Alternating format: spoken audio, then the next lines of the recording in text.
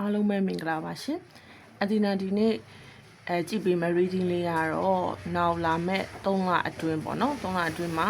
တွေ့ကြုံရနိုင်တဲ့ဘဝအတွေ့အကြုံတစ်ခုကိုအဒီနာတို့ရှာဖွေကြမှာဖြစ်ပါတယ်ပိုင်လေး3ခုလောက်ထားရပေါ့နော်ဒီကက်ကလေး3ခုကက်ကလေးဆိုဒီမှာ engine number 1616ဒုတိယကက်က2828တက်က3737နော်ကက်ကလေးနဲ့မရွေးချင်ဘူးဆိုရင်လည်း crystal လေးနဲ့ရွေးလို့ရပါတယ် crystal လေးကတော့ဒါလေးကတိုက်ကာအိုင်းလေးဒါလေးကလိမ်မော်ရောင်လေးမနော်ဒါလေးအပြာရောင်လေးမအညိုရောင်လေးရဲ့လိမ်မော်ရောင်လေးအပြာရောင်လေးရဲ့ crystal 3ခုရှိပါတယ်ဆိုတော့မျိုးလုံးမိတ်ပြီးတော့အသက်ကလေးကိုဖြည်းဖြည်းရှူပါပြီးတော့မှကိုယ်အကြိုက်ဆုံးတစ်ခုကိုရွှေ့လိုက်ပါနော်ဆိုတော့အခုအဒီနာတို့ reading လေးစပါမယ်ရှင်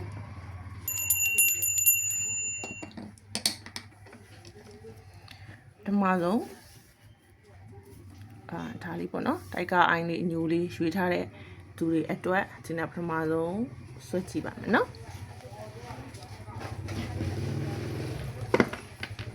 အခုလောလောဆယ်ဘာတွေကြုံနေရလဲပေါ့နော်ဒါလေးကိုအရင်ဆုံးဒီနာရှာဖွေကြည့်ပါမယ်ဒီအများလမ်းပြပါဒီကက်ကိုရွေးထားတဲ့လူတွေကတော့အဆင်ပြေနေရပေါ့နော်အဆင်ပြေအောင်မြင်နေတဲ့ခုလောလောဆယ်မှာချမ်းသာကြွယ်ဝမှုတွေရှိတယ်အောင်မြင်မှုတွေရနေတယ်ဆိုတော့နမိတ်မျိုးကြပါတယ်နော်ဒါဆိုတော့ကိုကဘယ်လိုဘဝအတွေ့အကြုံမျိုးတွေ့လာနိုင်မလဲပေါ့နော်ဆို King of Swords နော် King of Swords ကိုအပြောင်းလဲအတွေ့အကြုံတစ်ခုရရှိမယ်အဲ့ဒီအတွေ့အကြုံကတိုက်ရခိုက်ရမယ်အရှင်ယူရမယ်ရဲဝံ့ဆုံးဖြတ်ရမယ်ဆိုတော့အဲ့လိုမျိုးအနေအထားမျိုးအတွေ့အကြုံမျိုးတွေ့မယ်လို့အဒီနာယူဆပါတယ်နောက်တစ်ခုကလည်း King of Wands နော်ဆိုတော့လှူရှားရုံးကန်မယ် now feminine sorry masculine energy များပါတော့ King နေကြီးပဲနှစ်ကပ်စက်တိုက်ကြပါတယ်ဆိုတော့ဒီလိုမျိုးပြောင်းလဲပြီးတော့ရဲရဲဝံ့ဝံ့နဲ့ဆုံးဖြတ်ရမယ်ကိစ္စမျိုးပေါ့နော်ဒီလိုကိစ္စမျိုးတွေဒီလိုအတွေ့အကြုံမျိုးတွေကြုံနိုင်တယ်Eight of Pentacles တဲ့ဆိုတော့ကိုယ့်ရဲ့ဒီပိုင်ဆိုင်မှုတွေပေါ့နော်ပိုင်ဆိုင်မှုတွေကိုစူးစမ်းပြီးတော့စုဆောင်းနေတဲ့ကာလတစ်ခုအဲ့လိုမျိုးလည်းဖြစ်နိုင်တယ်ဝေကြီးတွေတော့ lucky ကောင်းနိုင်တယ်နော်နောက်တစ်ခုက Night of Swords ကြNight of Swords ကြရဲဆိုတော့ကိုကစိတ်ပင်ပန်းမှုတွေကြုံရမယ်ပေါ့နော်ကိုတာဝန်ယူရတဲ့ကိစ္စကြီးမားသလောက်ကိုယ့်ရဲ့အပြောင်းလဲကြီးသလောက်ဥမာစိတ်အစင်မပြေတာလေးတွေညဘက်အိတ်မပျော်တာလေးတွေ stress တွေပြီးတာမျိုးလေးဒါမျိုးလေးတွေလည်းကြုံနိုင်တယ်ဆိုတော့နောက်ဆုံးအနာဂတ်မှာဘာတွေကြုံနိုင်မလဲဆိုတာလေးပေါ့နော်ဆိုတော့ဒီကက်ကလေးကတော့ Two of Cups ပေါ့နော် Two of Cups လေးကိုကြာလာတဲ့အခါကျတော့ကျွန်တော်တို့ဒါပြင်ပန်းခံပြီးတဲ့နောက်မှာအောင်မြင်မယ်ဆိုတော့ယူဆပေါ့နော်အဲ့လိုမျိုးလေးအစင်နာတော့လိုလေးယူဆပါတယ်ဆိုတော့ပထမဆုံးဒီတက်ကအိုင်းလို့ရွေးထားတဲ့လူတွေအတွက်ကတော့ဘယ်လိုလဲဆိုရင်ပထမဆုံးကအခုလောလောဆယ်တော့သူတို့ရဲ့ဘဝကအဆင်ပြေနေတယ်เนาะနောက်ကြုံရမယ့်ဘဝအတွေ့အကြုံကပြင်းထန်နိုင်တယ်တိုက်ခိုက်ရတာမျိုးအပြောင်းလဲများတာမျိုးဖြစ်ကောင်းဖြစ်နိုင်တယ်ပေါ့เนาะနောက်တစ်ခုကကြတော့သူကငွေကြေးစည်းဝါးနဲ့ပတ်သက်ပြီးတော့ရှာဖွေစုဆောင်းနေတာမျိုးဖြစ်နိုင်တယ်အဲ့နောက်မှာသူက stress တွေပြီးပြီးတော့ဒီအညာဘက်အိမ်မပျော်တာတွေအခက်ခဲတွေပင်ပန်းမှုတွေပေါ့နော်ဒါမျိုးတွေသူ့မှာကြုံရနိုင်တယ်အဲ့လိုမျိုးတွေကြုံပြီးတဲ့နောက်မှာတော့သူကအောင်မြင်မှုကိုရရှိမှာပေါ့နော်ပြောဒီလိုအခြေရေးပဲဖြစ်ဖြစ်စီးပွားရေးလုပ်ကိုင်ဥပမာအလုပ်တွေလျှောက်ထားတာပညာရေးအတွက် scholar လျှောက်တာတို့ဘာလို့ဆိုရင်တော့သတင်းကောင်းကြားရနိုင်ပါတယ်ရှင်โอเคပါဒါလေးကတော့ပိုင်ဝမ်အတွက်ဒီနာကြည့်ပြီးတော့တာဖြစ်ပါတယ်နော်တစ်ခုကဒီလိမ်မောရောင် crystal လေးကိုရွေးထားတဲ့သူတွေအတွက်ပါကက်ကလေးက2828ပါနော်သူတို့အတွက်ဒီနောက်လက်ရှိ energy ကဘယ်လိုမျိုးဖြစ်နေလဲပေါ့နော်လက်ရှိ energy ကိုအရင်ဆုံးဒီနာတို့ကြည့်ပါမယ်ရှင်ဆိုတော့three of cups ပေါ့နော်3 of cups ကြာပါတယ်အခုလက်ရှိမှာတော့သူကအောင်မြင်နေပေါ့နော်အပေါင်းအသင်းတွေနဲ့ အဆင်ပြေရပျော်ပျော်ရွှင်ရွှင်တတရပဲပေါ့နော်ဒါလေးကတော့ကောင်းပါတယ်ဟုတ်ဘွားတွေ့ကြုံပြောင်းလဲနိုင်တဲ့ဘွားတွေ့ကြုံတစ်ခုကဘာများဖြစ်မလဲဆိုတော့ Knight of Cups ပေါ့နော်စိတ်ပိုင်းဆိုင်ရာမှာသူကအပြောင်းလဲလေးတွေကြုံရနိုင်တယ်နက်ကကြတာပါကြလဲဆိုတော့ King of Wands နဲ့ King of Swords ဆိုတော့ဒီပိုင်1နဲ့ပိုင်2နဲ့တွားပြီးဆက်တယ်လို့ဖြစ်နေပေါ့နော်အဖြေကသူတို့စင်တူနီးပါးလောက်ကိုဖြစ်နေတယ်ပေါ့သူတို့ရဲ့ energy ကနော်အပြောင်းလဲတွေကနည်းနည်းပြင်းထန်နိုင်တယ်ကိုကတိုက်ခိုက်ပြီးတော့ယူရတာမျိုးaction ယူရတာမျိုးပေါ့နော် masculine energy တွေတော့များနေတယ်ပေါ့နော်အော်ကောင်းတယ်နော်သူကကတ်ကလေးက9 of cups ကိုကြာပါတယ်သူတော့သူကပင်မန်းတလောက်အရာထင်မယ်ဆိုတာမျိုးပေါ့နော်သူပင်ပန်းပန်းစူးစမ်းရုန်းကန်ခဲ့တာတွေကအရာရောက်မယ်အရာထင်မယ်အောင်မြင်မှုအသီးအပွင့်တွေကို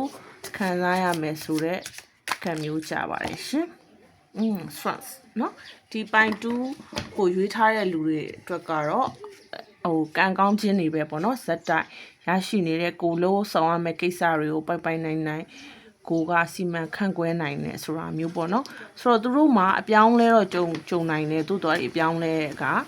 သူတို့လွယ်ကူကူကြော်ဖြတ်နိုင်မယ်လို့ခန္တီနာယူဆပါတယ်ဆိုတော့အမှဆုံးကြားတဲ့ကက်ကလေးပေါ့နော် Three of Cups ခုချိန်မှာအောင်မြင်နေတဲ့အပေါင်းအသင်းတွေနဲ့စူပေါင်းလှုပ်ဆောင်တဲ့ကိစ္စတွေမှာလည်းအဆင်ပြေတယ်ဆိုတာမျိုးပေါ့နော်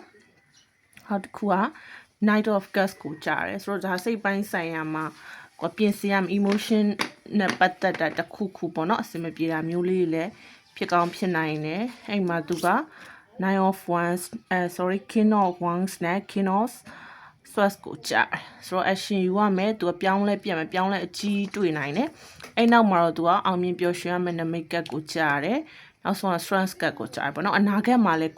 သူလှုပ်ထားတာတွေကိုသူကတာဝန်ယူနိုင်တယ်ကောင်းကောင်းလေး management လုပ်နိုင်တယ်ဆိုတော့ကံမျိုးတွေကြပါတယ်เนาะဆိုတော့ဒီပိုင်2ရွေးထားတဲ့လူတွေကတကယ်ကို lucky ပါပဲရှင်ဟုတ်ကဲ့ဒါလေးကတော့ပိုင်2သမားတွေအတွက်ပါနောက်ထပ်ပိုင်3ကိုဒီနောက်ဆက်ကြည့်ပါမယ်เนาะပိုင်3ကတော့ဒီအပြာရောင် crystal လေးကိုရွေးထားတဲ့သူတွေပါangel ကနံပါတ်3737ဖြစ်ပါတယ်ရှင်သူ့အတွက်အခုလက်ရှိ energy ကိုအန်တီနာတို့အရင်ဆုံးကြည့်ပါမယ်เนาะဆိုတော့လက်ရှိမှာသူက Two of Pentacles ကိုကြာနေတယ်ဆိုတော့သူကအခုလက်ရှိမှာဟန်ချက်ညီအောင်ထိန်းနေရတယ်ကိုစိတ်နှလုံးသုံးပါးစလုံးကိုဟန်ချက်ညီအဆင်ပြေအောင်နည်းနည်းတော့ရုန်းကန်နေရတယ်ပေါ့နော်နည်းနည်းတော့ရုန်းကန်နေရတယ်ဆိုတော့energy မျိုးရပါတယ်ရှင်ဆိုတော့ဘယ်လိုအတွေ့အကြုံမျိုးအပြောင်းလဲမျိုးကြုံရနိုင်လဲဆိုတော့ Eight of Cups နော်သူလက်ရှိအခုရောက်ရှိနေတဲ့နေရာကနေပြီးတော့တခြားနေရာကိုသူကထွက်သွားခြင်းနဲ့ဒါတွေကိုခြံထားခဲ့ခြင်းနဲ့ဒီကိစ္စသူကြုံရတဲ့အားလုံးပြီးပုံကချပြီးတော့သူကဘွားအသစ်တစ်ခုကိုဒီဆောက်ရှင်နဲ့အလုတ်ကင်ဆိုလဲအလုတ်အသစ်တစ်ခုပေါ့နော်အခြေးမှာဆိုလဲသူကစိတ်ပြက်ညှင်းငွေပြီးတော့အချစ်တစ်ကိုရှာဖွေခြင်းနေတဲ့ပုံစံမျိုးပေါ့နော်အဲ့လိုမျိုးတွေသူစိတ်ထဲမှာဖြစ်နေတယ်ဆိုတော့ဒီနာတို့ဘယ်လိုတွေကြုံရမလဲပေါ့နော်ကြည့်မယ်Three of Pentacles တဲ့ Three of Pentacles ကိုကြားတယ်ဆိုတော့သူက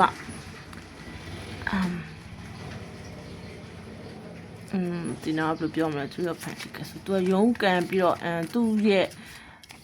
သူ့အတွက်အကူအညီတွေကိုသူကရှာဖွေနေရပါတော့သူ့ရဲ့ပင်ပန်းမှုတွေကိုသူကဝေမျှပြီးတော့ဖြေရှာဖွေရမယ်ဟုတ်ကဲ့ The World Cup နော် The World Cup ကပြောရရင်သူအဆုံးသက်ကိုရောက်သွားတဲ့ပုံစံမျိုးပေါ့နော်ပြောချင်တာဘဝရဲ့တစ်စစ်ချိုးမှာသူကဒီဟာကသူ့ရဲ့ဘဝမှာပြောင်းလဲဖြစ်တော့မလုံးဝကို totally change ပေါ့နော်လုံးဝကိုပြောင်းလဲတော့မယ်ဒါဟာကိုဘဝရဲ့အဆုံးသက်လို့ထင်ရတဲ့အခြေအနေမျိုးလဲကြုံကောင်းကြုံနိုင်တချို့ကတော့ငါဘဝတော့ပြီးသွားပါပြီကွာဆိုတာမျိုးပေါ့နော်ဒီမှာနည်းနည်းသူ့ရဲ့စိတ်ပြက်နေတဲ့ energy မျိုးလဲရတယ်ပေါ့နော်ဆိုရင်မှာ judgment ကကြားတယ်နော် judgment ကိုဆက်ကြားတယ် ဆိုတော့ကောင်းကောင်းသူ့ကိုသူ balance ဖြစ်ဖို့အတွက်ပေါ့နော်သူကအဲ့လိုမျိုးတွေစူးစမ်းရမယ်နည်းနည်းတော့ဒီကက်ကိုကြားတဲ့ဒီကက်ကိုရွှေ့ထားတဲ့လူတွေကပင်ပန်းတာမျိုးလေးတွေတော့ရှိနေတယ်နားကက်မှာနားကက်မှာတော့သူကကောင်းတယ်ပေါ့နော် lucky ပေါ့နော်ဒီ nine of cups ကိုကြားပါတယ်ဆိုတော့အတင်နာဒီနေ့ reading မှာဒီ nine of cups က3ခုစလုံးပေါ့နော်ပိုင်3ခုစလုံးမှာတိုက်တိုက်ဆိုင်ဆိုင်ပါဝင်နေပါတယ်ဆိုတော့အတင်နာနဲ့ကန်ဆက်တဲ့လူတွေ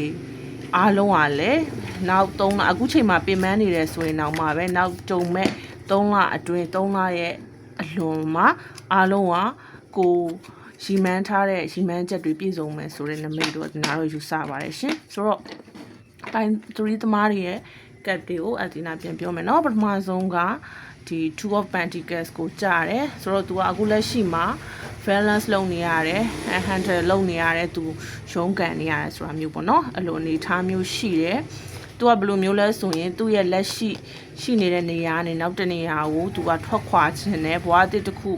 တိဆောက်ခြင်းနဲ့အလုပ်ဆိုလဲအလုပ်အသစ်ပေါ့သူကအဲ့ဒါကိုမျှော်မှန်းတယ်အချစ်ဆိုလဲအချစ်တစ်ကိုရှာဖွေခြင်းနဲ့အခုလက်ရှိအချစ်ရင်မှာသူကပင်ပန်းစိတ်ပင်ပန်းရတယ်အငင်းငွေတာမျိုးလဲဖြစ်နိုင်တယ်ပေါ့နော်အဲ့ဒါကတော့သူကသူ့ရဲ့အတွေ့အကြုံတွေကိုမျှဝေပြီးတော့သူကအကြံဉာဏ်ကောင်းတွေရှာဖွေနေရတယ်နောက်တစ်ခုဒီဟာလေးကကျတော့ the world cat ကကျတော့သူကပေါ့နော်တော့ဘဝရဲ့အဆုံးသက်ဘဝရဲ့သူ့ရဲ့အဆုံးဒီဘဝမှာဒီဟာသူ့ရဲ့နောက်ဆုံးအခြေအနေတစ်ခုလို့သူကအဲ့လိုမျိုးတော့သူကထင်လာမိတယ်ပေါ့နော်ငါဘဝတော့ဒီမှာပဲပြီးသွားပါပြီဆိုတာမျိုးပေါ့နော်အဲ့လောက်ထိကိုပင်ပန်းနေတယ်ပေါ့နော်နောက်တစ်ခါက judgment နော် judgment ကကိုရလာတဲ့နောက်မှာတော့သူကကိုပဲပြန်ပြီးတော့အဆင်ပြေအောင်ဒီနာတော့စူးစမ်းရမှာပေါ့နော်စူးစမ်းရုန်းကန်ရမယ်ပင်မခန္ဓာတွေကအဆုံးမှာတော့အောင်ပွဲခံရမယ်ပေါ့နော်အဲ့လိုမျိုးနမိတ်တွေလို့အဒီနာတော့ယူဆပါတယ်ရှင်ဆိုတော့အခုအဒီနာဒီကိုဘဝမှာတွေ့ကြုံနိုင်တဲ့အပြောင်းလဲတွေကိုကြည့်ပေးတာဖြစ်ပါတယ်ရှင်ဒီနာ reading လေးကိုသဘောကျတယ်ဆိုရင်တော့ဒီနာကို follow လုပ်ပြီးသွားပါအောင်နော်အားလုံးကိုကျေးဇူးတင်ပါတယ်အပတ်စဉ်တိုင်း reading video လေးတွေတင်ပေးမှာမို့လို့အားလုံးပဲစောင့်မျှော်ပေးကြပါအောင်ရှင်ကျေးဇူးပါဘိုင်ဘိုင်